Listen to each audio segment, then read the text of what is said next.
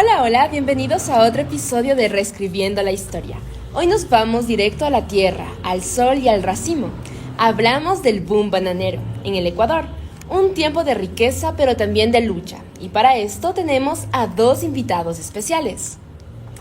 Hola Sol, un gusto al estar aquí para hablar de uno de los fenómenos económicos más importantes del siglo XX en el país. Muy buenas. Bueno, yo no estudié economía aquí como el joven, pero sí viví la época, verá. Así que lo que sé, lo cuento con el callo en la mano. Claro, eso vale más que un título, doña Caterine. Pero bueno, comencemos. Pongámonos en contexto. ¿Qué pasaba en el Ecuador antes del auge bananero? Uy, a ver, ¿qué te podré decir? Verás, antes de 1948 el país dependía del cacao, pero entre enfermedades de cultivo y la caída de precios, la economía se desplomó súper fuerte. En ese momento el gobierno de Galo Plaza Lazo apostó por una alternativa que fue el banano. Interesante, don Oliver, pero ¿y qué tan rápido creció ese negocio? Ay, ¿qué te diré? Pues en una década pasamos de ser productor menor a líder mundial de exportación. Y en 1955 ya exportábamos más de 30 millones de racimos al año. Claro, verán, yo me acuerdo que antes en el Balao había más vacas que gente. Pero cuando llegó ese boom, todo el mundo sembraba banano, hasta en el patio de la casa. Wow, doña Caterine, pero bueno, ahorita me surge una pregunta. ¿Y qué tal qué tan rentable era esta cuestión que usted me comenta? Bueno, yo te puedo responder a eso, Sol. Verás, costos bajos, el clima ideal y la cercanía a Estados Unidos, y además que las empresas como la United Fruit Company, no sé si han escuchado de ella, invirtieron fuerte y el Estado construyó caminos, puertos y abrió muchas líneas de crédito. Y los patrones no perdían el tiempo, verá. Unos tras otros llegaban camiones a cargar racimos. Parecía que se llevaban la tierra misma. ¿Y usted trabajó muchos años en las plantaciones? ¿Cómo era su día en un día normal? Bueno, todo empezaba madrugando a las 4. Ya sabe, café negro, sin pan. A las 5 ya estábamos entre los guineales. Cortar, cargar, lavar. Algunos racimos pesaban como 50 libras. Te dejaban la espalda torcida. Uy, y no había ningún tipo de protección, o sea, ni social ni física, o sea, ni botas, ni guantes. O sea, que todo esto era una explotación directa. Y cuando nos fumigaban desde el aire, ni avisaban, verá. Te bañabas en veneno. A veces amanecíamos con la piel quemada. Doña Catherine, ¿y nadie decía nada? Se decía, claro, pues, pero al que protestaba, lo echaban. O peor, lo metían preso si se organizaba. Tiempos bravos, ya saben. Y sí, es muy cierto lo que dice la señorita aquí presente, porque hay documentos que prueban el uso del DBCP y que fue un pesticida muy prohibido en esa época. Y décadas después, miles de trabajadores en Ecuador y Centroamérica pues denunciaron infertilidad, cáncer, daño renal, entre muchas otras cosas más. Y bueno, aquí en el programa nos surge una pregunta. ¿Y había mujeres en las fincas? Claro que sí. Dice en el área de empaque. Nosotras limpiábamos y seleccionábamos los guineos. Trabajo fino, pero mal pagado, eso sí. Muy fuerte conocer la situación, por supuesto. Y bueno, Oliver, ¿cuánto poder tenía el banano en lo económico y político? Cuéntanos. Uy, a ver, el poder, muchísimo, porque representaba entre el 50% y 70% de las exportaciones nacionales. Además que surgió una élite bananera muy poderosa que incluía familias como el bien conocido los Noboa, ya que controlaban toda la producción y la exportación y también lo que fue la política. Sí, pues eso sí mandaba. Llegaban en camionetas con vidrios oscuros. Nunca pisaban tierra, pero decían quién comía y quién no. Y bueno, una pregunta que seguramente todo un país se la hace. ¿El gobierno hacía algo?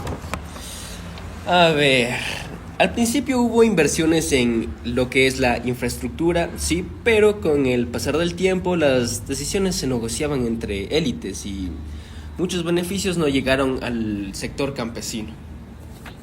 Claro, pues el banano dio pan, eso sí, pero a unos más que a otros.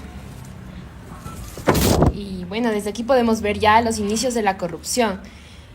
Y seguimos con algunas preguntas que sin duda estamos gustosos de conocer. Y bueno, Oliver, cuéntanos, ¿y cuándo comenzó el fin del boom? A ver, el fin del boom comenzó a partir de lo que fue 1960, ya que llegó el mal de Panamá, una plaga que destruyó miles de hectáreas, además que hubo lo que fue la sobreoferta en el mercado internacional. Muchos de nosotros nos quedamos sin trabajo. Yo misma me fui a Guayaquil un tiempo. Trabajé en la construcción, en el mercado, ya sabe, lo que salía.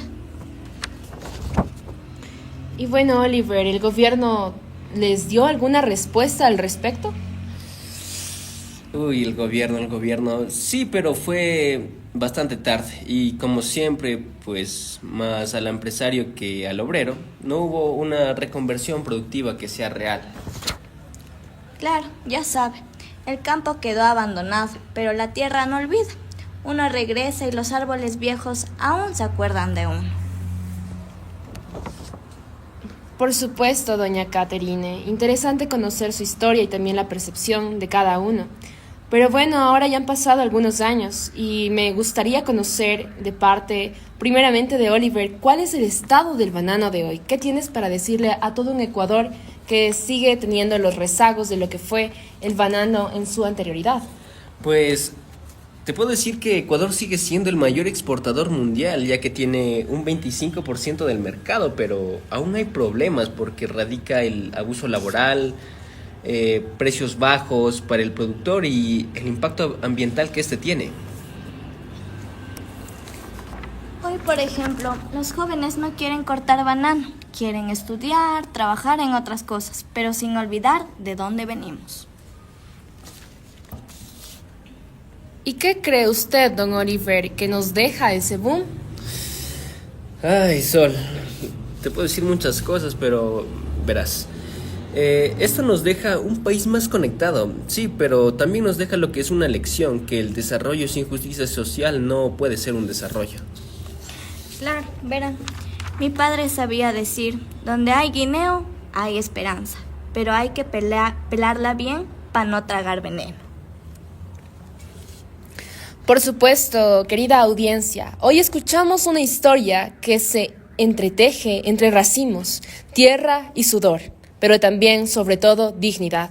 El boom bananero fue riqueza, sí, pero también fue resistencia, como lo pudimos escuchar. Así que hoy les invito a estos dos invitados, valga la redundancia, a dar sus últimas declaraciones en su programa, La Voz de Todo un Pueblo. Oliver, conocemos tu parte de la historia.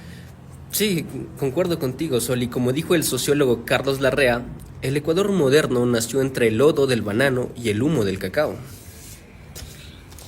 Y aquí seguimos, más viejos, más sabios, pero siempre con la tierra en el corazón. Hermosas palabras que sin duda nos estremecen. Bueno, muchísimas gracias a don Oliver y sobre todo también a la perspectiva real que conocemos de primera mano de doña Caterine y toda su historia que arraiga un pasado, una cultura y sobre todo una resistencia que hasta la actualidad se puede escuchar y sentir. Y gracias también a ustedes por estar con nosotros en su programa, Reescribiendo la Historia. Nos escuchamos la próxima semana. Hasta pronto.